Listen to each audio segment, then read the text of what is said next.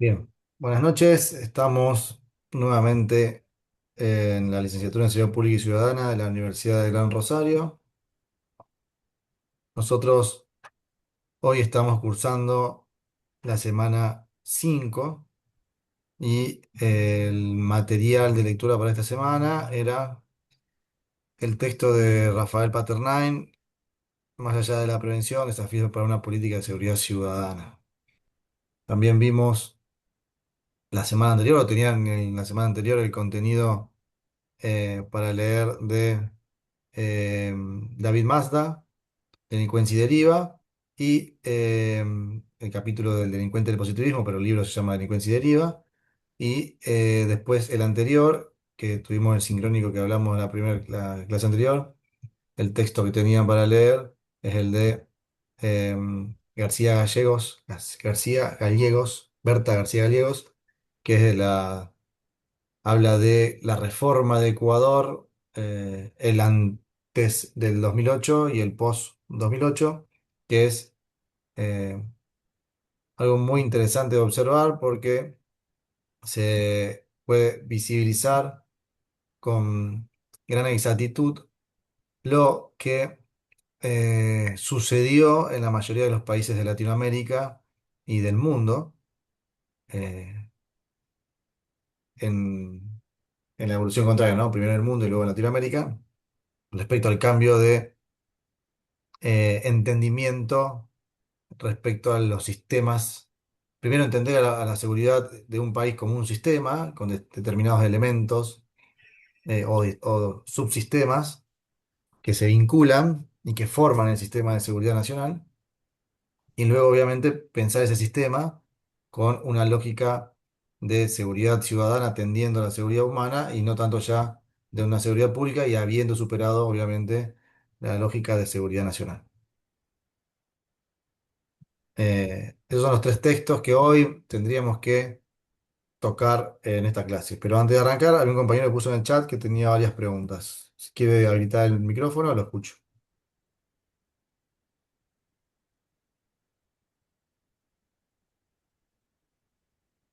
Miguel Ángel Quiroga.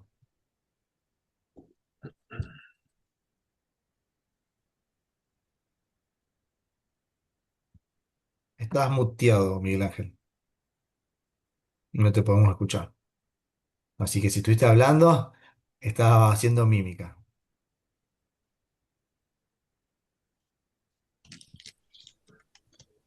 ¿Ahora me escuchan?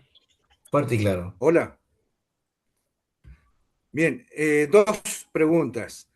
Una es si el material comprendido en lecturas complementarias son obligatorias u optativas. No. Bien, buena pregunta. Nosotros ya lo hemos explicado en la primera clase. Está grabado en el video de la primera clase. Solamente son obligatorias lo que dice obligatorio. Te vas a dar cuenta porque te lo va a marcar el sistema como que lo hiciste y las que no son obligatorias no te lo va a marcar el sistema como tildado para que lo hagas. Vas al texto, al título que está arriba, lo que es obligatorio está ahí abajo y todo lo que es complementario, auxiliar, de ayuda, no necesitas hacerlo. Las actividades que están en ese La segunda espacio, que duda, son de comprensión, tampoco las necesitas hacerlas. Las pongo para que ustedes puedan, si quieren, eh, comprobar lo que han leído para que les quede el bien, tema de la semana. todo el material también, hay mucho material relacionado a Ecuador. Sí, Es, por dos cuestiones. Primero, porque la licenciatura empezó orientada al Ecuador. Entonces, mientras mantengamos alumnos del Ecuador, necesitamos tener bibliografía que, por lo menos yo, en lo que es teoría, bibliografía que ejemplifique y que visibilice las dos realidades, tanto de Argentina como de Ecuador. Y este particularmente, el de Berta, tiene la posibilidad de ver el proceso de cambio del Ecuador, que es lo que se dio en el 99,9% de los países de Latinoamérica, salvo algunos anglosajones que ya habían evolucionado antes. bien, listo. ¿Listo? Gracias. No, por favor. ¿Alguien Gracias. más?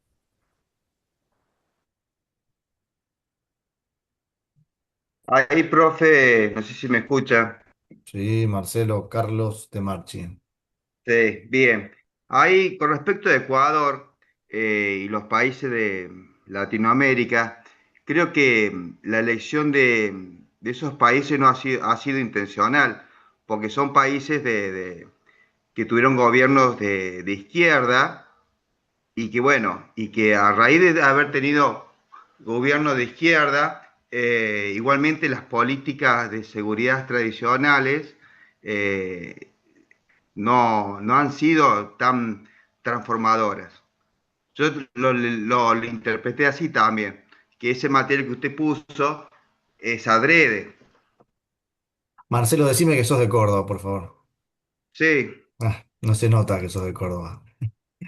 Eh, Mirá, lo que vamos a ver durante el transcurso de la materia, que más allá que haya habido gobiernos de derecha, de izquierda, de centro derecha, de centro izquierda, han utilizado herramientas de todos los paradigmas y quienes más han utilizado los elementos del Estado, o sea, los vinculados a la seguridad pública, son los gobiernos de izquierda, más que los gobiernos de derecha.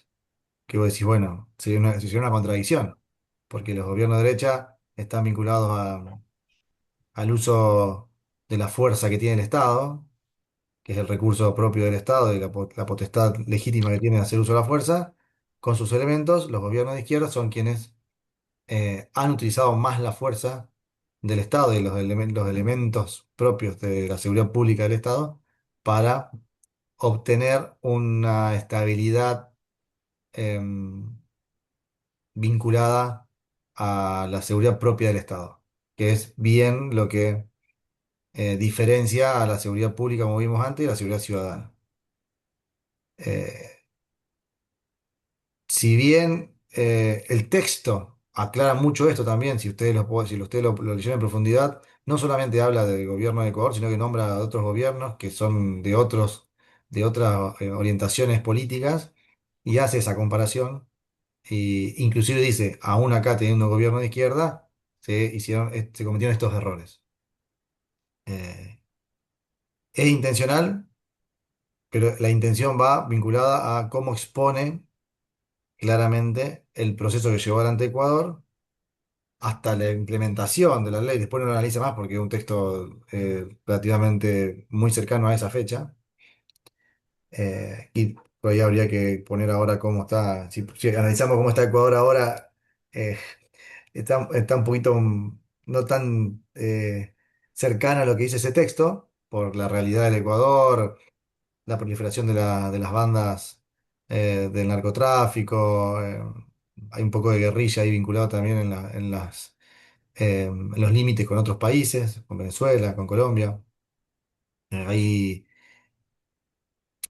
eh, el uso hoy en día de Fuerzas Armadas para asegurar la seguridad interior.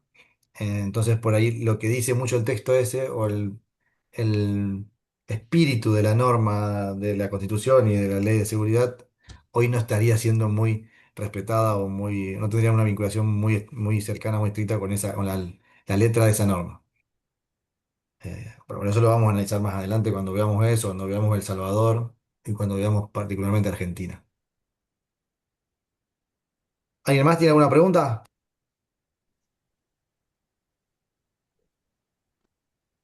¿No? Bueno. Nosotros, eh, uno de los textos que está en la plataforma, en el aula, es el de David Mazda, que ya no está más entre nosotros, pero es un sociólogo criminólogo que escribió mucho sobre delito y delincuencia y y él critica mucho, o analiza mucho, en realidad analiza mucho, intenta superar un poco eh, la idea que el positivismo dejó para la estructuración de políticas públicas vinculadas al ataque del delito y de la delincuencia. En este libro en particular, lo que nosotros tenemos que rescatar, lo que yo quiero que rescaten, es cómo él estructura a lo que él denomina subcultura del delito cómo él estructura y denomina a lo que él considera la teoría de las teorías subculturales y las técnicas de neutralización. Para poder entender eso, nosotros tenemos que hablar en primera instancia de el control social. Cuando hablamos de control social, ¿a qué hacemos referencia?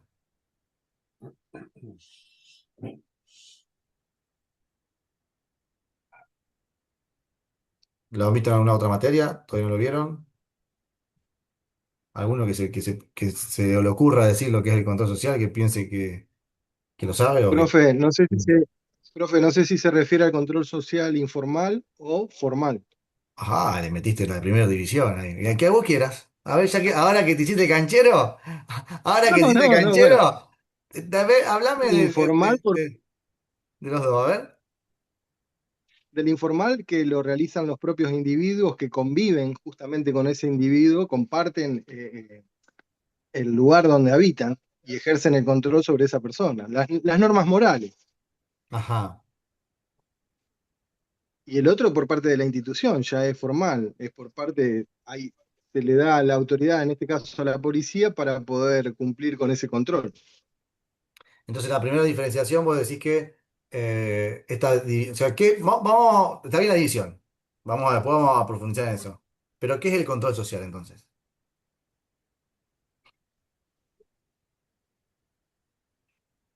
Y Unilos sería a el los control dos. que, Se ejerce a través de las leyes y regulaciones de las y normas, profesor, para aplicar a las instituciones. Bien, ahí cuando tu compañero lo dividió, dijo control social formal e informal. Vos acabás de definir o que acabás de darle un marco al control social formal. Pero yo digo, ¿qué es el Exacto. control? ¿Qué es el control social? bueno, pero son los métodos y la herramienta que utiliza el Estado para la población, para la población. Control social formal. Herramientas que permiten, que utiliza para que, Garantizar el orden y prevenir los delitos. solamente para eso. No, no, no, está digamos, el Estado lo utiliza para el control de la población, ya sea, bueno, Exacto. en este caso la prevención del delito, en este caso, bueno, pero son diferentes herramientas que tiene el Estado de control social. Bueno, el control social, tu compañero, el primero que habló, que ya Rubén Darío Martínez, que empezó con la división, habló de dos. Dijo, cuando habló de informal, que fue el primero que definió, La que no dijo, está escrita. la miércoles, que salió de repente ahí. Sí, sí, me asustaste con el grito ese. Eh, De vez en cuando me acuerdo. y sale. El control social informal habló de las normas, habló de la moral, ¿no? La moral, las buenas costumbres. Es este conjunto de normas no escritas, de normas creadas, estructuradas, acordadas por un determinado grupo social o sí, por un conjunto social que son obligatorias para quien quiere integrar ese grupo social y que si uno no las respeta, producen el desplazamiento personal o impuesto por el grupo social ese. Entonces es un conjunto de normas que tienden a regular el desarrollo personal de una persona, la conducta de una persona en un determinado espacio social. Bien, esa definición, si le ponemos a esa definición que está en manos del Estado, o sea, las herramientas, las instituciones están en manos del Estado, el control social formal, y si lo ponemos en manos, como dijo su compañero, de la sociedad o de los grupos sociales, de los pares, de los iguales, es control social informal. Conjunto de normas que regulan la conducta de la persona en sociedad. Si está en manos del Estado, es formal; si no está en manos del Estado, es informal. Esto es una definición bien simple de lo que es control social formal e informal. Entonces, Profesor, y la formación del ciudadano también se puede tomar como una forma de control social. la formación del ciudadano, cuando hablas de una institución educativa, es control social informal. Informal, familia, escuela, amigos, La familia, la medios de escuela, los comunicación, clubes, la los iglesia, clubes. iglesia. son todas control social informal. Cuando hablamos, nosotros que... Profesor Sí, ¿quién habla ahí? Dígame. Quiroga, lo que dice Althusser respecto a los aparatos ideológicos del Estado ¡Oh, la y a mierda! los aparatos ideológicos privados, ¿cómo encaja acá? Y la ideología propia del Estado te va a definir la orientación de las normas que regulan a ese grupo social. Depende de la ideología que vos tengas, que tenga el Estado, o sea, quien gobierna en realidad, porque el Estado, Baja recuerda, los tiene lineamientos. elementos, pero el Estado es gobernado por alguien. La ideología de ese gobierno, de quien tiene el poder en ese momento, va a orientar ese control hacia un lado o hacia el otro. Va a aplicar determinadas conductas y determinadas regulaciones y determinados mecanismos y herramientas de regulación que van a dejar expuesto o van a imponer la filosofía propia de quien tiene el poder y tiene el gobierno en ese momento. Eh, Eso es lo que te va a diferenciar, que es lo que yo voy a decir a continuación, es lo que te va a diferenciar lo que se entiende o sea, lo que se entiende por normas, lo que se entiende por límites dentro de un estado o de otro. Bien, hoy vinieron afiladísimos todos. Yo tenía que venir más preparado porque vinieron a full.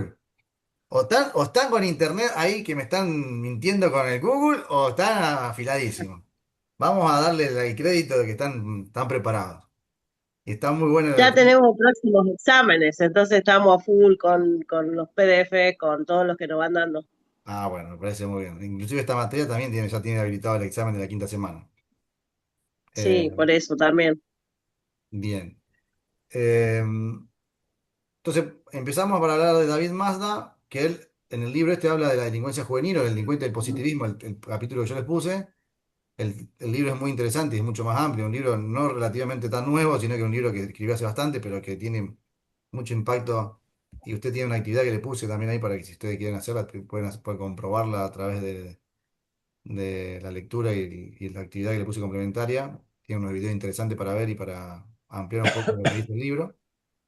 Él hace un análisis en un país anglosajón, estudia un grupo, un barrio y un grupo de delincuentes y estudia el grupo etario de la adolescencia, pero que uno puede vincularlo tranquilamente o extrapolarlo a la adultez.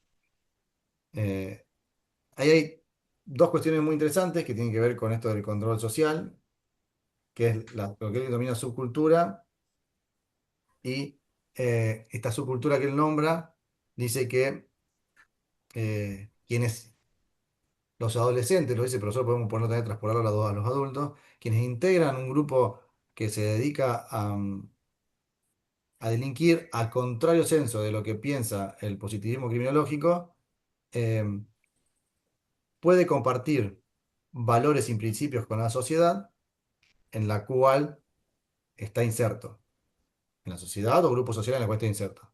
O sea que él identifica que el quien delinque o quien se dedica a la cultura del delito no necesariamente tiene que estar en contra de los principios y valores que tiene la sociedad en la cual se desempeña, se desarrolla.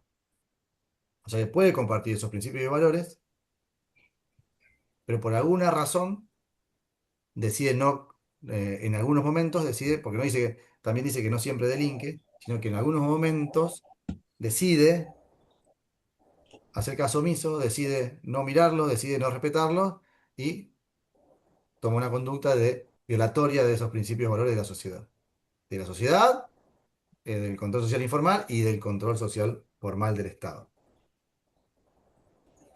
Para eso, él también desarrolla el concepto de técnicas de neutralización, que dice que nosotros cuando hablamos acá vamos a tocar otro tema, cuando hablamos eh, de prevención social del delito, cuando hablamos de analizar eh, cómo la persona se mete en el mundo del delito, aparecen lo que se llaman factores de riesgo y factores no de neutralización sino que lo denominan como factores de protección. Cuando hablamos de cómo se construye un delincuente en la teoría contemporánea de la criminología, vamos a ver que ellos hablan, o los autores hablan de dos cuestiones. Estos factores de riesgo, que son los que propenden a la persona o los que facilitan que la persona ingrese en el mundo del delito, y los factores de protección. Esos factores de riesgo o de protección le suman un grupo más avanzado de teoristas de la seguridad o de la criminología, que los denominan factores de promoción. Estos factores de riesgo son circunstancias que rodean a la persona que le facilitarían le facilitarían el camino para introducirse en el mundo del delito. Y los factores de protección son los elementos o las situaciones, las realidades que contrarrestarían estos factores de riesgo y que posibilitarían que la persona no ingrese en el mundo del delito. Y los factores de promoción son eh, cuestiones vinculadas a la persona en particular, que hacen que por sí mismo pueda contrarrestar los factores de riesgo. Los factores de protección son externos y los factores de promoción son internos. Él, teniendo en cuenta todo eso, hace un análisis y dice, las personas que están dentro del mundo de la subcultura de la delincuencia generan por sí mismos, contrario a los factores de promoción, algo que se llama técnicas de neutralización. Le puso ese nombre. ¿Y qué serían las técnicas de neutralización para él? Serían las justificaciones que se crea esa persona o ese grupo, esa subcultura, esas justificaciones, esas razones que se crean para decir que no está mal que yo delinca, que yo haga esta conducta por este momento, en estas circunstancias. O sea, no, no está mal que yo delinca porque a mí, él tiene mucho más que yo y yo no tuve la posibilidad de tener lo que él tuvo, pero quiero tenerlo. Y esta sociedad del Discul- consumismo, del mercantilismo, me lleva a mí a que yo quiero tener eso y no es responsabilidad mía, es responsabilidad de lo que a mí me inculcaron durante mi desarrollo.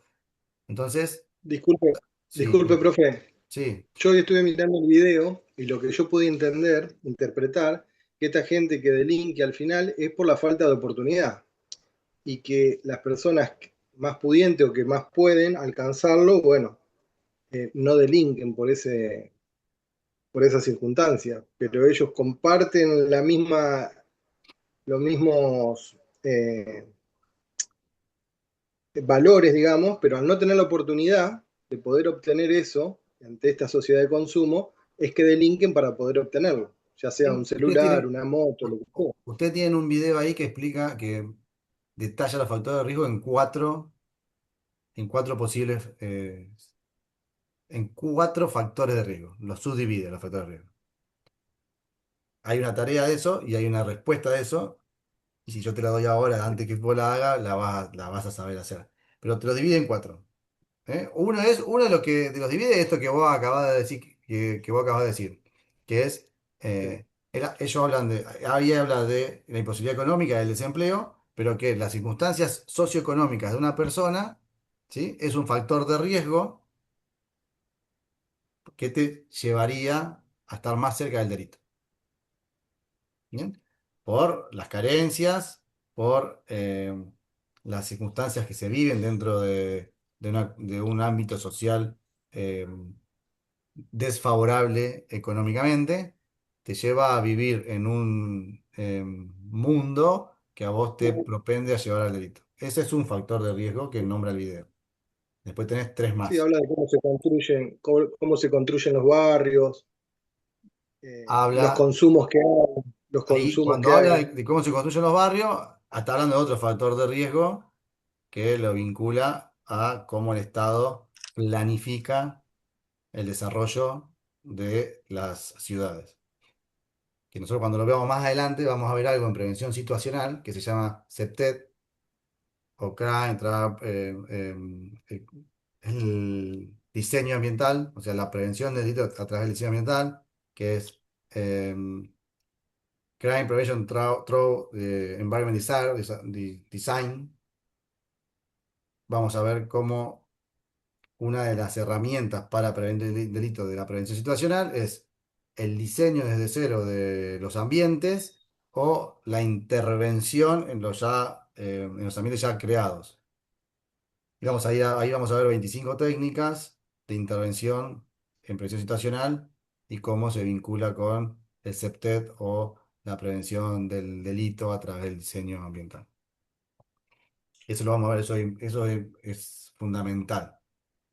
Pero ahora me fui de lo que estaba hablando, pero Mazda habla de esto de la neutralización y dice, la subcultura del delito busca las excusas, va a encontrar las excusas para seguir cometiendo el delito y poder quebrar eh, esos modelos impuestos de morales y penales, para ponerla en manos del Estado, y justifican su accionar por distintos motivos. Entonces, no tienen un pesar por haber cometido el delito. Ellos consideran que lo están haciendo, está dentro de lo que deben hacer porque están justificados. Y después otro criterio específico que marca Mazda eh, en el texto Delincuencia de positivismo, en delincuencia deriva y delincuencia del positivismo, habla particularmente de la delincuencia juvenil y dice que la delincuencia juvenil, quien fue delincuente en la etapa de la adolescencia, probablemente, le pone ya una cierta seguridad, probablemente no sea delincuente en el futuro. Él habla que en su análisis que hace en ese mundo europeo, que entre el 65 y el 85% de los delincuentes juveniles no continúan en el mundo del delito pasado a la etapa adulta. No se visibiliza mucho en el texto si es porque quedan presos y no tienen la posibilidad de cometerlo, o porque sí se desarrollan y tienen otras posibilidades y salen de esa subcultura del delito. Pero llega a esa conclusión. Y dice, y otro análisis interesante que hace ahí, vinculado a la subcultura del delito, en la adolescencia, es cómo llegan, cuál es uno de los factores de riesgo, cuál es uno de los factores de riesgo que hacen que el adolescente llegue a delinquir, o que llegue a integrar esa subcultura del delito. ¿Ustedes cuál consideran que es una característica de los adolescentes que hacen que quieran estar dentro de ese grupo? Todos ustedes, por lo que veo, han tenido hijos adolescentes, la mayoría, o tienen en este momento. Uno de los factores puede ser la falta de igualdad de oportunidades. Puede ser la falta, Hay alguien ahí que puso, Cintia puso algo interesante. Él ya puso como la junta, em, había un dicho que decía, o que dice, La pertenencia a un ahí está, grupo social determinado. la pertenencia, vamos ahí, la La necesidad de per- pertenecer a un sí, grupo. La necesidad de ser tal cual. parte de algo, la necesidad de sentirse integrante de un grupo. Y el adolescente en esa adolescencia tiene un montón de mecanismos que todavía no desarrolló, un montón de habilidades que todavía no tiene, y la necesidad de pertenecer muchas veces es más fuerte a estos valores que dijimos antes, y en una de esas técnicas de neutralización que usa el adolescente es, no, la necesidad de estar o de formar parte de algo, y lo hace ser parte de esta subcultura del delito, y él lo vincula a eso. Dice, cuando se le va la, mm, cuando maduran y se le va la necesidad de pertenecer, es cuando logran salir de esa subcultura del delito. Por eso, el delincuente, dentro de una de las razones, juvenil, no sigue delinquiendo en la adultez. Creo que por ahí leí que con la falta de expresión del adolescente lo que hace es valerse por la fuerza, digamos. Actúa como un ser irracional. Se manifiesta a través de la agresión. Y la pertenencia puede ayudar a que el más fuerte, digamos, el más capanga del barrio, por así decirlo. Él en el texto habla eh, de la figura del recio del barrio y lo vincula a cómo creció la delincuencia juvenil en Europa durante y posguerra, post Segunda Guerra Mundial. Cómo fueron apareciendo las figuras estas que vos decís, que vos marcás, del recio del barrio, del capo del barrio, del macho del barrio, porque copiaban conductas de las personas, los familiares que se iban, por un lado que se iban a la guerra y era la imagen que tenía o que tenía que tener una persona para ser reconocida, y la otra la necesidad de defenderse al no tener a esas personas mayores que hablen o lo representen a ellos. Es interesante el libro, si lo pueden comprar entero, no tiene más de 280 páginas. Y la lectura es rápida, es fácil. Bien, esto es de David Mazda, lo que a mí me interesaba que vincularlo con el tema de la subcultura del delito, vincularlo con las técnicas de neutralización, vincularlo con el control social formal e informal, y con la necesidad de pertenencia, porque esto después también se replica en un montón de situaciones que vamos a ver más adelante. Bien, dicho lo de David Mazda, ¿alguna pregunta sobre esto?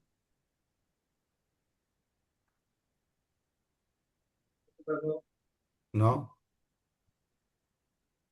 Bien. Berta García Gallegos, en el texto que tiene usted ahí, habla de la politización, eh, una de las cosas que habla es de la politización de las fuerzas del Estado. Eh, Cuando uno empieza a leer el texto, eh, va viendo que indefectiblemente eh, nosotros vimos en la primera clase, segunda clase, que una de las dificultades que tuvo Latinoamérica al aplicar las modificaciones necesarias o las técnicas necesarias o las acciones necesarias para agiornarse a la rapidez con que el delito progresaba, con que aparecían nuevas formas de delitos, era obviamente recurrir a quienes estaban en ese momento integrando las fuerzas policiales o las fuerzas militares, porque no existían, y me atrevo a decir, hoy en día son pocos los que existen, cuadros políticos dentro de los partidos políticos que conozcan de la materia. Y esto se debe o se debió o aún se debe a que en la implementación de la política de seguridad nacional o la doctrina de seguridad nacional, las fuerzas policiales y militares ejercieron una actividad que, eh, que fue rechazada por la mayoría de las sociedades de Latinoamérica, y eso produjo que quienes tenían intenciones políticas de gobernar y tener el poder de un país se fuesen alejando eh, de las fuerzas policiales y militares, y fue alejando, me refiero a desvinculándose, a dándole cierta autonomía para que se manejen, para poder despegarse de las consecuencias de ese accionar y poder em, decir a la ciudadanía que nada tenían que ver con esas fuerzas. Y el segundo efecto que hicieron fue una desestructuración y una desinversión en fuerzas policiales y fuerzas de seguridad. Y rechazar todo lo que tenía que ver con el conocimiento eh, y el análisis o la investigación en seguridad que era propio de esas fuerzas policiales y de seguridad.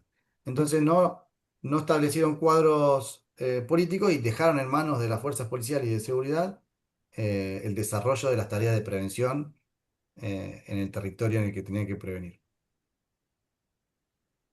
Entonces, cuando vinieron la necesidad de hacer modificaciones,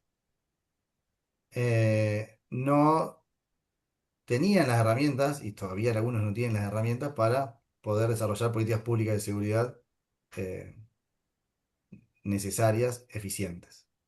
Entonces, lo que primero hicieron fue tratar de cooptar o captar personas integrantes de esas fuerzas, y eso llevó a que se iniciara un proceso de politización, o sea, de transformación de personas que estaban en la seguridad, ejerciendo esa seguridad, en figuras del ámbito político para poder ocupar cargos en ese espacio, y por otro lado, asesorando a otros en la construcción de las nuevas políticas de seguridad. Entonces vos tenías gente, o tenés gente, que integró o integra las fuerzas, que tienden hacia una ideología o hacia otra y desvirtúan el análisis y diagnóstico de un espacio, de una necesidad, vinculado a las necesidades propias de un partido político o de una ideología política. Entonces, lo que Berta establece en ese texto es eh, cómo estos actores políticos, ella llama actores políticos corporativos, cómo asumen algunos integrantes de la fuerza un accionar de política corporativa, o sea que se desprenden de su tarea principal, que es el diagnóstico preciso del cuadro de situación y el desarrollo de acciones vinculadas a ese cuadro de situación, y se atan a las necesidades políticas de ese grupo que comanda, ese grupo que tiene el poder en ese momento. Si alguien estaba por hablar,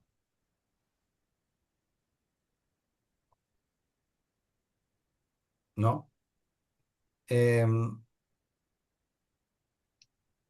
el texto de Berta, más allá de eso, lo que vamos a poder ver también es cómo se desarrolla ese cambio institucional en Ecuador respecto a la constitución anterior al 2008 y la constitución posterior. Y en el texto de la constitución y en el texto de la ley de seguridad, em, que yo ahora no recuerdo si la tienen subida ahí, creo que la tienen subida o en el texto de ella, ella lo menciona, pero no está el cuerpo completo. Ustedes van a poder ver desde el vocabulario ya cómo la nueva constitución y la ley de seguridad establecen términos como seguridad humana, seguridad democrática, seguridad ciudadana, y lo contraponen a el concepto de seguridad pública con el que se manejaba Ecuador antes del cambio de ley. Y también van a poder visibilizar ahí en ese texto un proceso que se dio también, o el proceso que se dio y se sigue dando en Latinoamérica, que es la creación de subniveles políticos o la multiplicación de estructura política por debajo de quien tiene la facultad o que naturalmente e históricamente tuvo la facultad de gestionar la seguridad. Entonces ahí empiezan a aparecer en toda Latinoamérica ministerios, o sea, los ministerios comienzan a tener los nombres que corresponden, empiezan a aparecer secretarías, subsecretarías, direcciones, una estructura creada, una multiplicación de estructura creada sin sentido y con poca eficiencia. Eso se da y se sigue dando en algunos espacios de Latinoamérica. Esa eh, estructura que se crea, ahí que ustedes la van a ver en el texto de Berta, van a ver el primer cambio que después respeta en todos los sistemas de Latinoamérica y en el mundo, que es el primer cambio de implementación de la seguridad ciudadana, es que esta división clara de lo que es seguridad nacional con seguridad interior e inteligencia del Estado. Ustedes van a ver ahí en el texto que se los marca muy claramente con la creación de un espacio de seguridad, de defensa, un espacio de seguridad interior, que ya no dependen de la misma persona, sino que dependen de personas distintas y cada uno con facultades orientadas o funciones orientadas específicas a lo que tiene que custodiar, la defensa, a la frontera y la soberanía y la seguridad interior a las incivilidades, a los delitos y a las cuestiones hogareñas, como se dice en derecho internacional, las cuestiones hogareñas dentro del propio país. Ese fue un fenómeno que se dio en toda Latinoamérica y se da en el mundo, la creación de sistemas de seguridad estructurados en esos tres pilares, la defensa nacional, la seguridad interior y la inteligencia del Estado. Después van a ver que, de acuerdo en el país donde estemos, cada uno va a depender de un lugar distinto, pero con las facultades y con la estructura dentro de la Constitución y de la legislación, claramente que los aparatos militares o los aparatos de defensa no pueden, salvo casos excepcionales, no pueden operar o participar en cuestiones de seguridad interior. ¿Hasta ahí? ¿Alguna pregunta, alguna duda?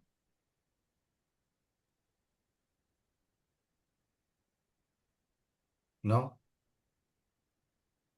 Yo tengo acá en la pantalla tengo el machete del PowerPoint para no ir perdiéndome de nada de lo que tengo que ir diciendo. Bien, vinculado a esto que yo le decía antes de la no contar con cuadros políticos que puedan gestionar la seguridad adecuadamente, ¿cuál fue uno de los fenómenos o de las situaciones que se vivió y que aún se sigue viviendo en Latinoamérica con respecto a la implementación de políticas públicas? Que muchas veces nosotros nos quejamos. ¿Qué suelen hacer los políticos en Latinoamérica cuando tienen que solucionar un problema?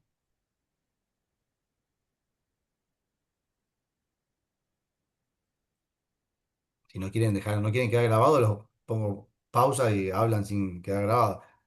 Ahí está, Natalia Franese dijo mentir. Bien, no era la respuesta que yo esperaba, pero tiene que ver con eso. Tiene que ver con, bien, y ahí hay otra palabra, planificar. Mentir y planificar. Son dos palabras que yo necesito para arrancar. Eh, y mano dura, vamos a usar las tres palabras que también Cristian Darío Burgos Moreno compartió. Nosotros tenemos, ante la imposibilidad de conocer cómo se gestiona la seguridad, nos vamos a buscar modelos que hayan sido efectivos o efectistas en otro lugar. Y cuando nosotros hablamos en la primera clase, ¿qué dijimos de la seguridad? Que la seguridad es una construcción de qué tipo. O sea, el concepto de seguridad de una construcción Subjetivo, profesor. es una construcción, dijimos que era una construcción social, porque estaba vinculado a la evolución que los grupos sociales, ahí está, a la evolución que los grupos sociales hicieron en la historia. Y la conceptualización y el concepto que se tiene de seguridad y cómo se trabaja está vinculado a lo que se considera y lo que se necesita o lo que se entiende que se necesita en ese momento. Entonces, cuando uno importa, cuando uno busca algo y lo trae, eh, está trayendo también no solamente eh, esa herramienta, sino que detrás de esa herramienta alguien en algún momento o algunos se sentaron a analizar lo que estaba pasando en ese momento y diseñaron una herramienta. Entonces, analizaron lo que pasaba en su territorio, con su realidad. Y ese análisis también lo hicieron con una construcción social personal. Y las decisiones que tomaron, las tomaron también con una construcción social. Porque la forma de pensar también es una construcción social.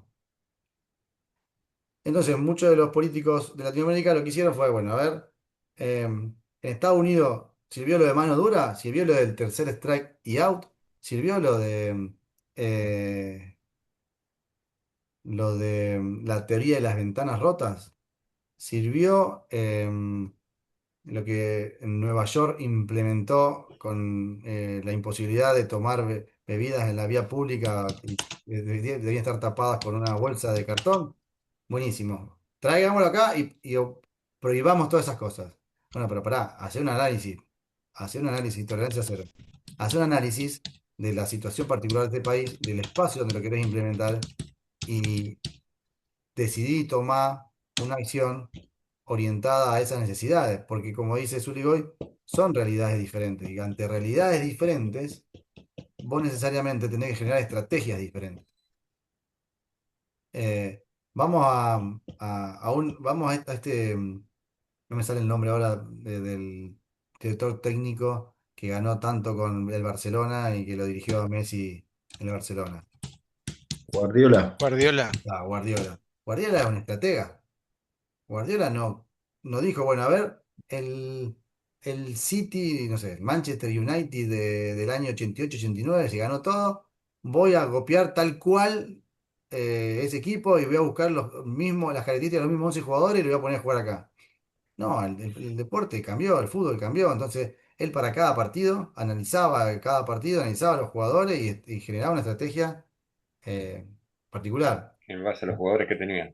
Claro, exactamente. En base a los jugadores que tenía y en base a las particularidades del que tenía enfrente y a las particularidades de la situación que estaban viviendo en ese momento. Si era primera instancia, segunda instancia, clasificatoria, si había jugado un partido antes, había jugado un partido. Un montón de circunstancias que tenés que tener en cuenta, pues son particulares de ese momento. Ujú. Eh, Me acuerdo muy bien, no sé si hay un video que da vuelta por todas las redes cuando Messi cuenta de cuando lo pusieron de 9 falso en ese partido que le ganaron creo que 5-0 4-0 al Real Madrid. Entonces te das cuenta que la particularidad de la creación para algo concreto y preciso tiene muchas más posibilidades de ser efectivo o de tener resultados positivos que algo copiado y pegado.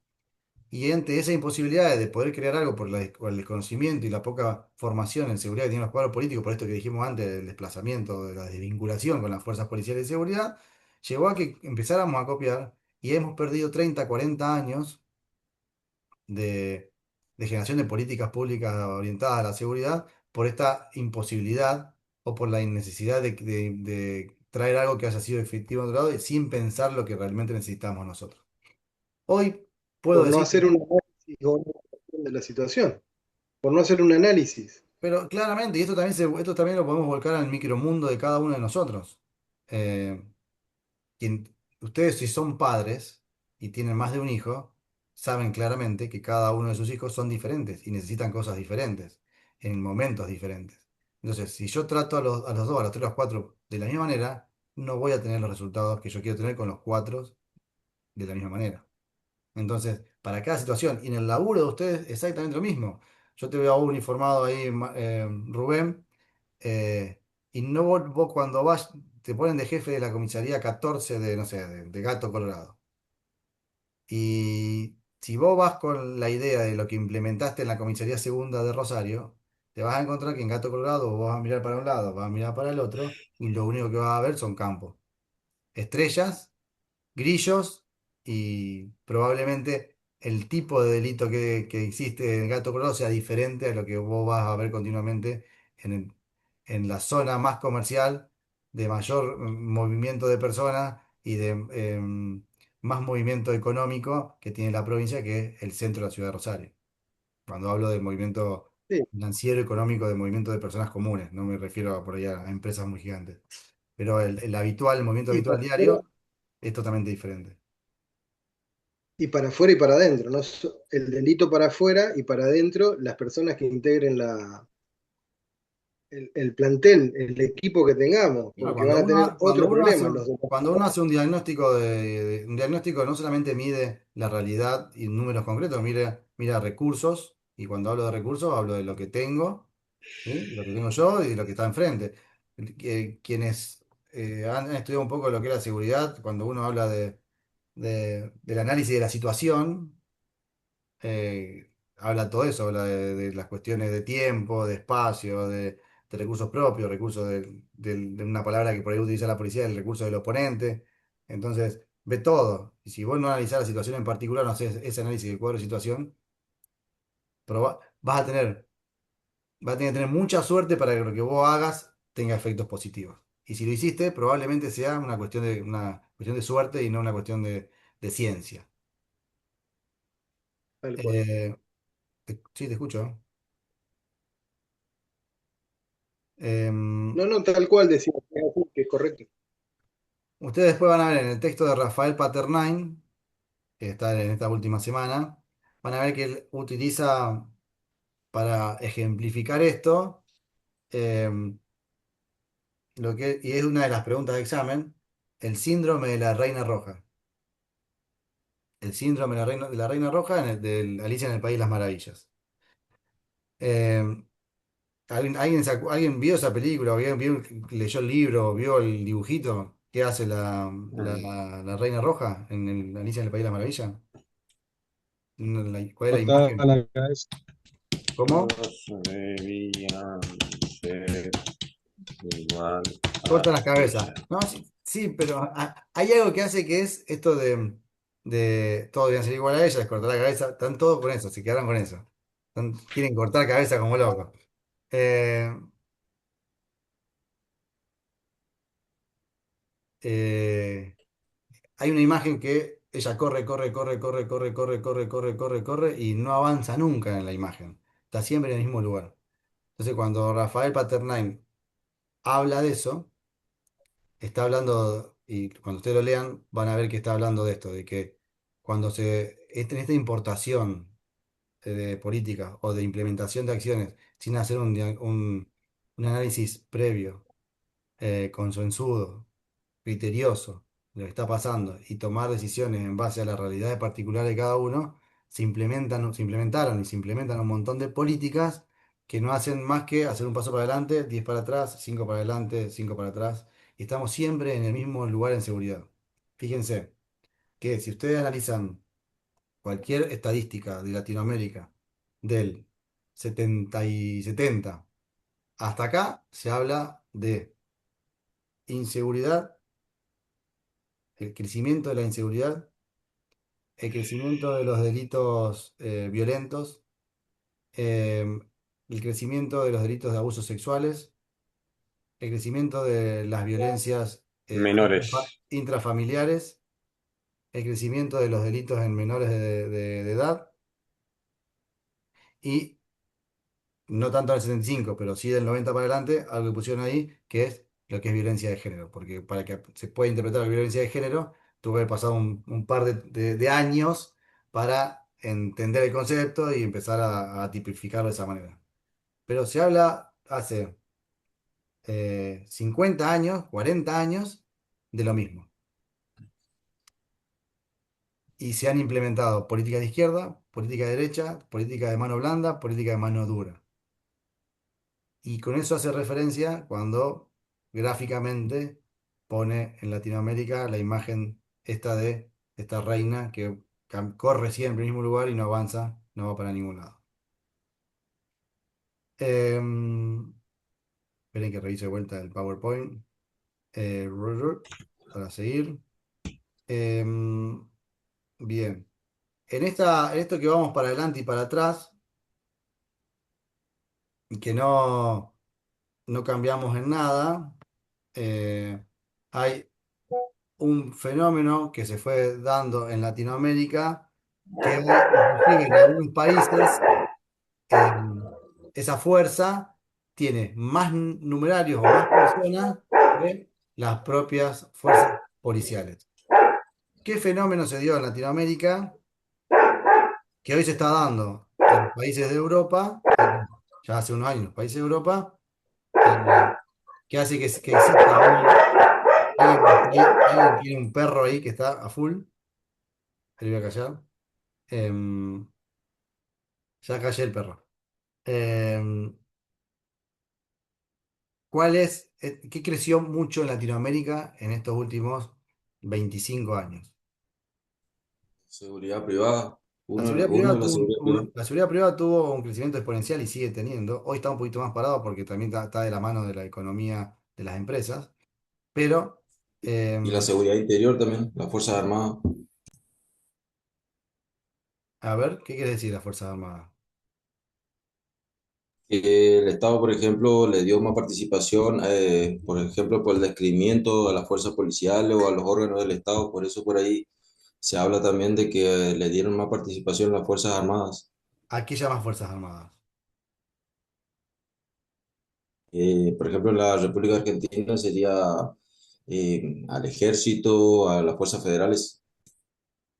¿Qué sería una fuerza federal? Mira, que necesito saber bien qué entendemos por eso, porque quiero saber qué son las fuerzas federales. A ver, para vos.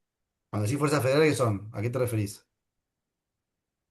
A las Fuerzas Armadas, por ejemplo, el ejército, como le dije, y por ejemplo, la gendarmería, prefectura. Bien, a eso quería llegar. A eso quería llegar yo. Las fuerzas armadas son el aparato de defensa de un país. Las fuerzas armadas hay aire, mar y tierra. En Argentina tenés la Fuerza Aérea, el Ejército y la Marina. Esas tres fuerzas conforman las Fuerzas Armadas. Después tenés, en Argentina, en el mundo, tenés las fuerzas policiales de seguridad. Fuerzas policiales de seguridad de orden público. Si querés aclararlo un poquito más. Que son las policías que trabajan en seguridad interior. Y ahí tenés una diversidad gigante de acuerdo al país donde estés. En Argentina, vos tenés las 23 provincias con sus fuerzas policiales, más la ciudad autónoma de Buenos Aires. Bien, Disculpe, profe, ¿ahí no entrarían las municipales también o no? nosotros, las fuerzas policiales municipales, Sí, como la UN y no, demás. no, no. Porque yo dije fuerzas policiales de orden público. Para mí, no, los municipales. Antes de decir esto, vamos a aclarar algo. Hay algo que se llama poder de policía. El poder de policía es algo que tiene toda entidad que tiene la capacidad de controlar algo. La Guardia Urbana, si tiene capacidad de controlar y generar una acción de control sobre algo, tiene poder de policía. Tránsito tiene poder de policía. El SENASA tiene control de policía de sanidad animal. O sea, todos tienen el control de policía porque tienen la facultad de controlar. La policía de orden público es esa policía de seguridad de orden público es la policía que tiene la capacidad de intervenir y controlar los delitos establecidos por el Código Penal, el Código de Falta. Eso, profesor, eso es la autoridad policial. Autoridad policial y el otro es estado policial. No, no. Vos estás mezclando los reglamentos internos de la policía de la provincia de Santa Fe. No. Correlo eso. Correlo un momento para. Correlo por allá. No nos mezclemos con los reglamentos de la policía de Santa Fe. Que queda bien claro lo que es autoridad y estado policial. Pero el poder de policía es la capacidad que tiene una institución de controlar algo. Por ejemplo, vamos a una institución privada.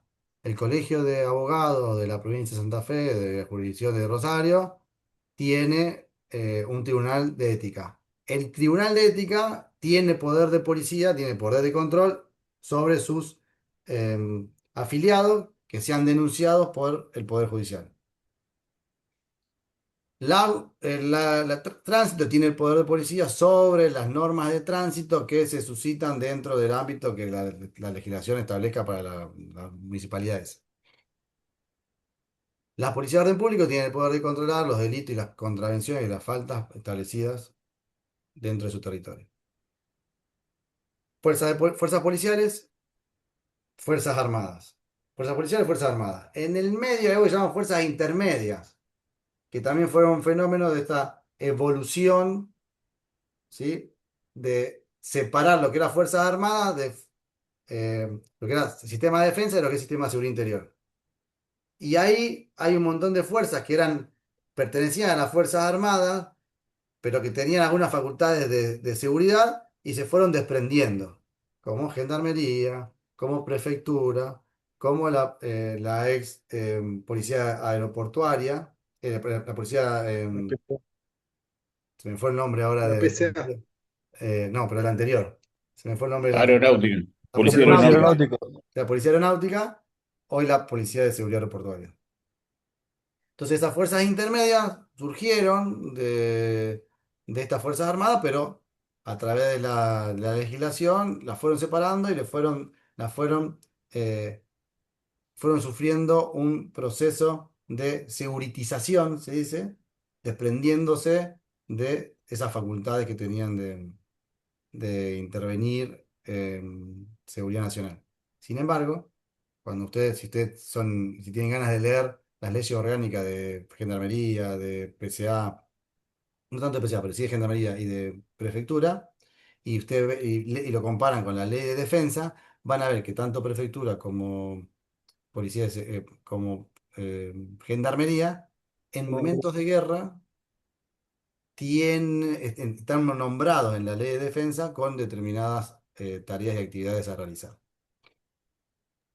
Son Pero bueno, parte del tenemos, instrumento militar terrestre. claro, tienen que volver a la frontera y tienen que hacer sus funciones dentro de lo que estaban, que en momentos de paz no las tenían o no se concentraban. Tienen que dejar la otra función y volver a sus funciones primigenias. Así hablándolo a grandes rasgos. Después tenés, y esas fuerzas intermedias fueron generando más funciones de seguridad y hoy tenés la Policía de Seguridad Portuaria, tenés la Prefectura y la Gendarmería, que son fuerzas de seguridad y son reconocidas como fuerzas intermedias entre las fuerzas policiales y eh, las fuerzas de defensa o el ejército, la marina y la fuerza aérea. Por eso quería que quede claro para que no se malentienda eso. Una cosa son los aparatos militares de defensa y otros son los elementos de seguridad. Y esos elementos de seguridad tienen las fuerzas intermedias, que son las fuerzas de seguridad y las fuerzas policiales. ¿Se entendió o aclaré lo que aclaré o no? ¿O los confundí más? Mm, No, sí, sí, para lo mí sí. aclaré. Bien. Eh, y ahí sí me hicieron perder en lo que estaba hablando, por qué llegamos a esto. Pero bueno, ya me voy a acordar. A ver si reviso acá el PowerPoint. Bueno, sí, hablamos de la seguridad privada, hablamos, bueno, de las reformas, hablamos de... Bueno, y en esta evolución, en esta construcción que se fue haciendo en Latinoamérica, del cambio, como hablaba Berta Gallegos, con el ejemplo de Ecuador, vamos a ver que aparecen un montón de otros actores a trabajar en seguridad. Ya no solamente el Estado, sino que se le da participación a los actores civiles de la seguridad. Y estos actores civiles pueden ser actores sociales, como la persona individualmente, o grupos o organizaciones no gubernamentales con una orientación social. Pueden ser actores económicos, como pueden ser las cámaras que agrupan a determinados empresarios, como pueden ser los sindicatos que agrupan a determinados empleados de un determinado, una determinada cámara, y pueden ser cuestiones más comunitarias, como puede ser una vecinal, como puede ser un grupo barrial, como puede ser una organización de trabajo comunitario dentro de un barrio. Eh, en esa diversificación es cuando se comienza a complejizar aún más las intervenciones y es por eso que yo todavía digo que hay pocos cuadros políticos formados, porque como esto va evolucionando, necesariamente, continuamente deben estar actualizándose y es algo que en lo personal creo que todavía no se pudo superar. No quiero atosigarlos más, les voy a subir el PowerPoint de lo que tengo para esta clase, así ustedes pueden terminar de verlo. Ya me parece que con una hora de haberme escuchado y haber hablado, eh, creo que ya los atosigué demasiado. Y van a tener para soñar pesadillas esta noche respecto a lo que estuvimos hablando acá. Bien, no tengo más para decir, así que a partir de ahora